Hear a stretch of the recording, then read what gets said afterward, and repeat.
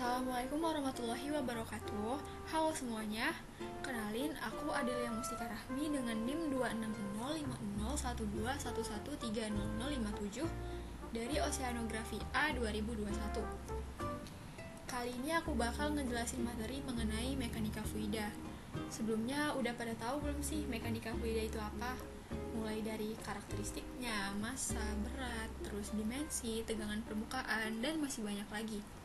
Nah, buat teman-teman yang belum tahu atau pengen tahu, bisa banget nih ditonton paparan materi aku sampai habis. Enjoy guys!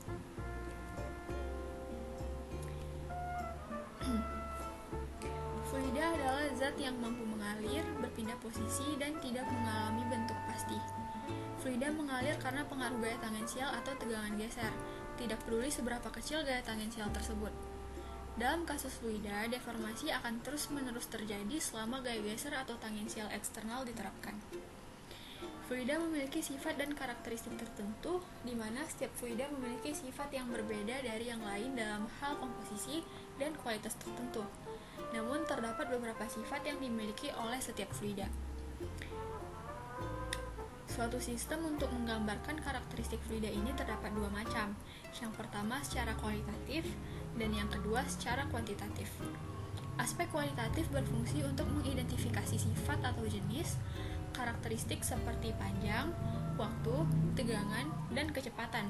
Sedangkan aspek kuantitatif memberikan ukuran numerik dari karakteristik. Selanjutnya, dimensi fluida. Ada beberapa sistem unit yang umum digunakan, seperti panjang itu dimensinya L, waktu itu T, massa M, dan gaya itu F. Kuantitas primer ini kemudian dapat digunakan untuk memberikan deskripsi kualitatif dari kuantitas sekunder lainnya. Misalnya, area itu dimensinya kan L kuadrat, terus kecepatan LT pangkat minus 1, kepadatan ML pangkat minus 3, dan seterusnya, di mana simbol digunakan untuk menunjukkan ukuran besar sekunder dengan besaran primer. Jadi untuk menggambarkan secara kualitatif kecepatan V adalah dengan V sama dengan LT pangkat minus 1, yang berarti kecepatan sama dengan panjang dibagi waktu. Pada mekanika fluida hanya ada 3 dimensi dasar, yaitu L, T, dan M. Namun bisa juga digunakan F, di mana F adalah dimensi dasar kekuatan. Selanjutnya, ukuran massa dan berat fluida. Yang pertama ada kepadatan atau densitas, density sama saja. Kepadatan dari cairan disimbolkan dengan rho yang didefinisikan sebagai massa per satuan volume. Nilai densitas dapat sangat bervariasi antara cairan yang berbeda, tetapi untuk cairan, variasi tekanan dan suhu umumnya hanya berpengaruh kecil pada nilai rho.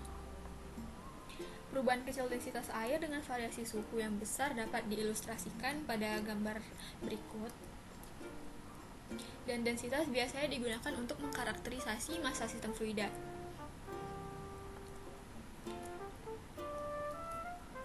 Kemudian yang kedua ada berat spesifik. Berat spesifik dari cairan ditunjukkan dengan simbol gamma yang diartikan sebagai berat per satuan volume, yang dapat dinyatakan melalui persamaan berikut, di mana G merupakan percepatan gravitasi lokal. Sama seperti densitas yang digunakan untuk mengkarakterisasi massa sistem fluida, berat spesifik ini digunakan untuk mengkarakterisasi berat sistem. Selanjutnya yang ketiga ada berat jenis, atau bisa juga disebut dengan specific gravity yang dilambangkan dengan SG, didefinisikan sebagai rasio densitas fluida terhadap densitas air pada suhu tertentu. Biasanya suhu yang ditentukan itu 4 derajat Celcius atau setara dengan 39,2 derajat Fahrenheit. Dan pada kondisi ini massa jenis air ialah 1000 kg per meter kubik. Untuk persamaan berat jenis dapat dinyatakan sebagai berikut. Karena ini merupakan perbandingan kepadatan, nilai spesifik gravity tidak tergantung terhadap sistem satuan yang digunakan. Misalnya, berat jenis merkuri pada 20 derajat Celcius adalah 13,55. Dan densitas merkuri dengan demikian dapat mudah dihitung seperti ini. Maka dapat disimpulkan bahwa kerapatan, berat spesifik, dan berat jenis semuanya saling terkait, dan jika salah satu diketahui maka yang lainnya pun dapat dihitung. Selanjutnya, hukum gas ideal.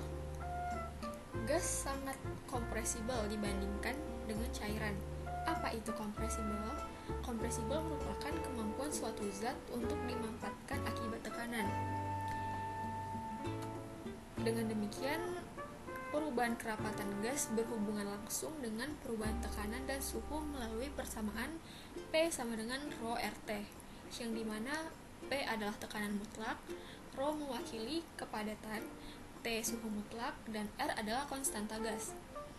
Tekanan dalam fluida dalam keadaan diam didefinisikan sebagai gaya normal persatuan luas yang bekerja pada permukaan bidang, baik nyata ataupun imajiner, direndam dalam cairan dan dibuat oleh pemboman permukaan dengan molekul cairan. Tekanan dalam hukum gas ideal harus dinyatakan sebagai mutlak tekanan, yang berarti diukur relatif terhadap tekanan non mutlak, atau bisa juga diartikan sebagai tekanan hanya akan terjadi dalam ruang hampa sempurna. Praktek umum untuk mengukur tekanan relatif terhadap tekanan atmosfer lokal disebut pengukur tekanan. Contohnya pada tekanan atmosfer permukaan laut standar sesuai kesepakatan internasional adalah 14,696 C atau 101,33 kPa. Untuk sebagian besar perhitungan, tekanan ini dapat dibulatkan menjadi 14,7 psi dan 101 kPa masing-masing. Kemudian misalnya ada tekanan 30 psi di ban berarti sama dengan 4,7 psi pada tekanan atmosfer standar. Ini berarti tekanan absolut dapat diperoleh dari tekanan pengukur dengan menambahkan nilai tekanan atmosfer.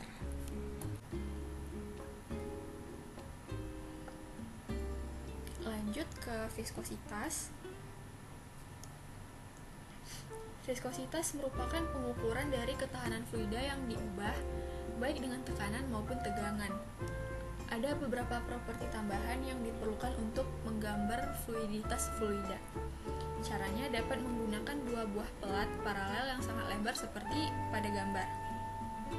Pelat bawah dipasang dengan kaku, tetapi pelat atas tetap bebas bergerak. Jika benda padat seperti baja ditempatkan di antara dua palet dan dibebani dengan gaya P seperti yang ditunjukkan, pelat atas akan dipindahkan melalui jarak yang kecil atau delta A dengan asumsi padatan secara mekanis melekat pada pelat. Garis vertikal AB akan diputar melalui sudut kecil delta B ke posisi baru AB dan akan didapatkan kesimpulan untuk menahan gaya yang diterapkan P dan sebuah tegangan geser tau akan dikembangkan pada antarmuka pelat material, dan untuk keseimbangan terjadi persamaan P sama dengan tau A, di mana A adalah bagian atas yang efektif. Pada gambar B dapat kita lihat bahwa untuk padatan elastis seperti baja, perpindahan sudut kecil delta B yang disebut regangan geser sebanding dengan tegangan geser atau tau. Namun, apa yang terjadi jika padatan diganti dengan cairan seperti air? Jika tegangan geser diterapkan pada fluida atau cairan, ia akan berubah bentuk secara terus-menerus. Fluida yang bersentuhan dengan pelat atas akan bergerak mengikuti kecepatan pelat, dan fluida yang bersentuhan dengan pelat bawah akan tetap nol kecepatannya. Hal ini dapat dinyatakan dengan persamaan berikut. Nah, dalam kasus ini dapat diketahui bahwa delta B tidak hanya untuk tekanan namun juga waktu. Selanjutnya, tegangan geser akan meningkat dengan bertambahnya tekanan. Hasil ini menunjukkan fluida umum seperti minyak, air, dan udara, hubungannya dengan tegangan geser dan laju regangan geser dapat dinyatakan dengan rumus T sama dengan mu du per dy. Mu di sini tuh sebagai viskositas absolut atau bisa juga disebut viskositas dinamis. Selanjutnya, nilai viskositas dari fluida sangat bergantung dengan suhu, seperti grafik berikut. Fluida yang tegangan geser dan laju regangan gesernya membentuk linear disebut fluida Newtonian. Ini biasanya pada fluida umum seperti cairan dan gas. Fluida yang tegangan gesernya tidak berbanding lurus dengan laju regangan geser disebut fluida non-Newtonian. Pengaruh suhu pada viskositas dapat dinyatakan dengan menggunakan dua empiris rumus. Yang pertama, persamaan Sutherland, yang dimana C dan S merupakan konstanta empiris, dan T ialah suhu mutlak. Persamaan yang kedua yaitu persamaan Andreev, D dan B merupakan konstanta, T adalah suhu mutlak. Biasanya persamaan Andreev ini digunakan untuk zat cair. Lalu di sini ada viskositas kinematik. Viskositas kinematik ini didefinisikan sebagai perbandingan antara viskositas absolut dengan densitas fluida. Untuk dua persamaan yang tadi itu sama halnya dengan gas, setidaknya dua suhu harus kita ketahui dalam viskositas agar kedua konstanta dapat kita tentukan. Berikut ada contoh soal mengenai viskositas. Nah, bisa dilihat ya, ada pembahasannya juga.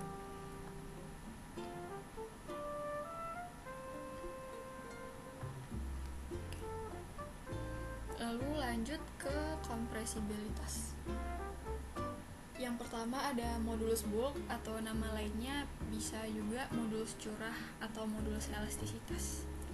Sebelumnya kompresibilitas atau kemampatan merupakan pengecilan volume karena adanya penambahan tekanan yang ditunjukkan oleh perbandingan antara perubahan tekanan dan perubahan volume terhadap volume awal.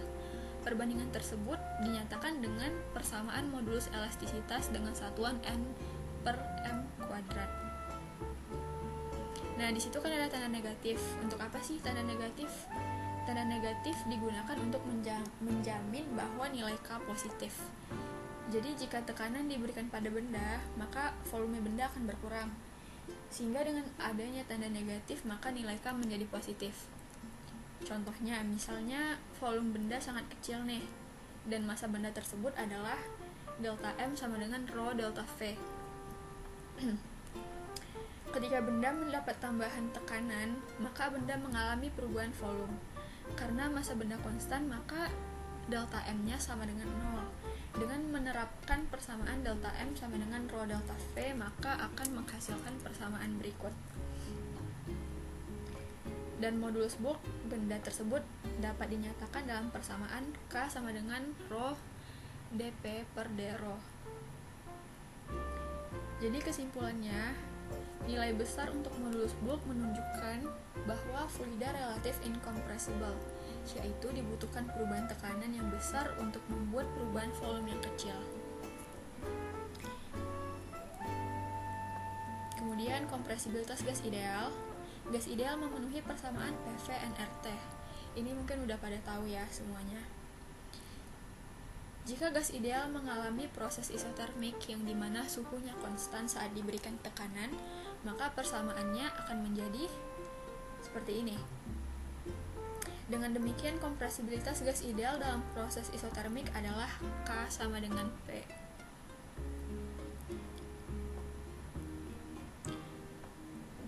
Dan kompresibilitasnya adalah K sama dengan 1 per P. Ini merupakan kebalikan dari persamaan yang tadi.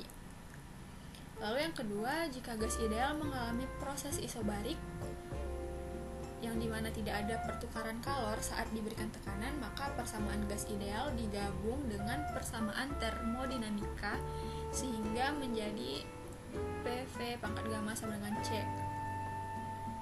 Dan tekanan gas dapat ditulis dengan persamaan ini.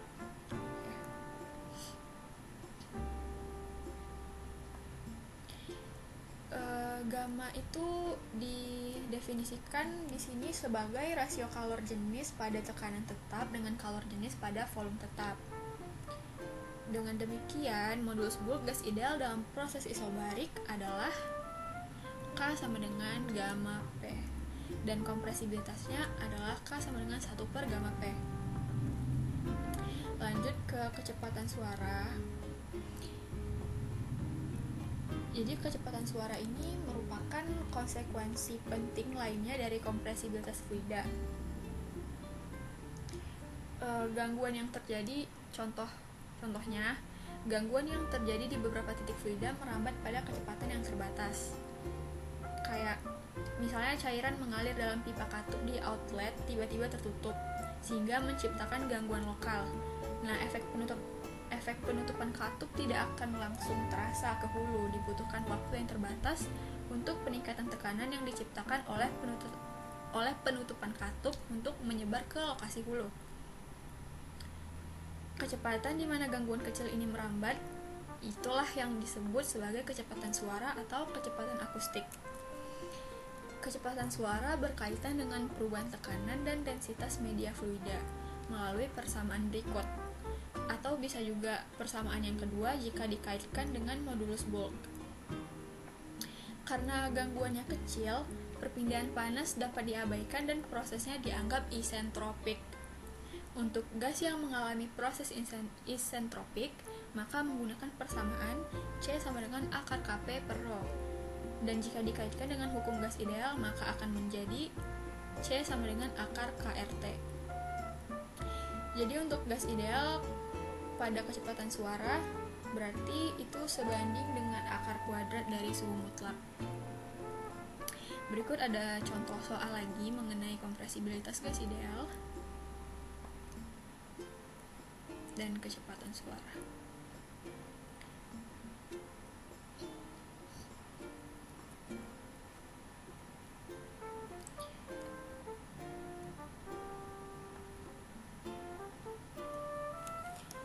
Oke, kita lanjut ke tekanan uap. Penguapan terjadi karena beberapa molekul cair di permukaan memiliki momentum yang cukup untuk mengatasi gaya kohesif antar molekul dan lepas ke atmosfer. Jika wadah ditutup dengan ruang udara kecil yang tersisa di atas permukaan, dan ruang ini dievakuasi untuk membentuk ruang hampa, tekanan akan berkembang di ruang sebagai akibat dari uap yang dibentuk oleh molekul yang melarikan diri. Ketika kondisi kesetimbangan tercapai sehingga jumlah molekul yang meninggalkan permukaan sama dengan jumlah yang masuk, uap dikatakan jenuh dan tekanan yang diberikan uap pada permukaan cair disebut tekanan uap. Nah, ini definisi tekanan uap ya buat yang masih bingung atau tadi belum tahu. Karena perkembangan tekanan uap berhubungan erat dengan aktivitas molekular, nilai tekanan uap untuk cairan tertentu bergantung pada suhu. Mendidih, yang merupakan pembentukan gelembung uap dalam massa fluida, dimulai ketika tekanan absolut dalam fluida mencapai tekanan uap. Seperti yang biasa kita amati di dapur, air pada tekanan atmosfer standar akan mendidih ketika suhu mencapai 100 derajat Celcius, atau setara dengan 212 derajat Fahrenheit. Yaitu tekanan uap air pada 212 derajat Fahrenheit adalah 14,7 psi. Namun jika kita mencoba untuk merebus air pada ketinggian yang lebih tinggi, misalnya pada 10.000 kaki di atas permukaan laut, di mana tekanan atmosfer adalah 10,1 psi, kita akan menemukan bahwa air akan mendidih ketika suhu mencapai 193 derajat Fahrenheit. Pada suhu ini tekanan uap air adalah 10,1 psi. Jadi pendidihan dapat diinduksi pada tekanan tertentu yang bekerja pada fluida dengan menaikkan suhu atau pada suhu fluida tertentu dengan menurunkan tekanan. Kesimpulannya, dalam fluida yang mengalir dimungkinkan untuk mengembangkan tekanan yang sangat rendah karena gerakan fluida, dan jika tekanan diturunkan ke tekanan uap, pendidihan akan terjadi. Yang terakhir, permukaan tegangan. Pada antarmuka antara cairan dan gas, atau antara dua cairan yang tidak bercampur, gaya berkembang di permukaan cairan yang menyebabkan permukaan berperilaku seolah-olah itu adalah kulit atau membran yang membentang di atas massa cairan. Sebenarnya kulit seperti itu tidak ada. Itu tuh cuma perumpamaan yang memungkinkan kita untuk menjelaskan beberapa fenomena umum yang terjadi. Misalnya jarum baja yang mengapung di atas air jika ditempatkan dengan lembut di permukaan karena tegangan yang berkembang di kulit hipotesis mendukung jarum. Kemudian fenomena berikutnya, tetesan-tetesan kecil merkuri akan membentuk bola-bola bila diletakkan pada permukaan yang halus karena gaya kohesif di permukaan cenderung menahan semua molekul bersama-sama dalam bentuk yang kompak. Demikian pula tetesan air diskrit akan terbentuk ketika ditempatkan pada permukaan yang dilapisi lilin. Berbagai jenis fenomena permukaan ini disebabkan oleh gaya kohesif yang tidak seimbang yang bekerja pada molekul cairan di permukaan fluida. Konsekuensi fisik yang tampak dari gaya yang tidak seimbang di sepanjang permukaan ini adalah menciptakan kulit atau membran hipotesis. Gaya tarik dapat dianggap bekerja pada bidang permukaan sepanjang garis apapun di permukaan. Nah, pada permukaan tegangan kita akan mendapatkan informasi. Yang pertama itu intensitas gaya tarik molekul per satuan panjang sepanjang garis pada permukaan, yang disebut tegangan permukaan dilambangkan dengan simbol sigma. Yang kedua, dimensi tegangan permukaan adalah FL pangkat min 1 dengan sistem satuan BG ialah Lb per feet dan sistem satuan SI Newton per meter. Kemudian untuk cairan tertentu, tegangan permukaan tergantung pada suhu serta cairan lain yang bersentuhan dengan antarmuka. Terakhir, untuk air pada berbagai suhu, nilai tegangan permukaan menurun dengan meningkatnya suhu. Nah, tekanan di dalam setetes cairan dapat dihitung dengan menggunakan diagram bebas. Ini ilustrasi gaya yang bekerja.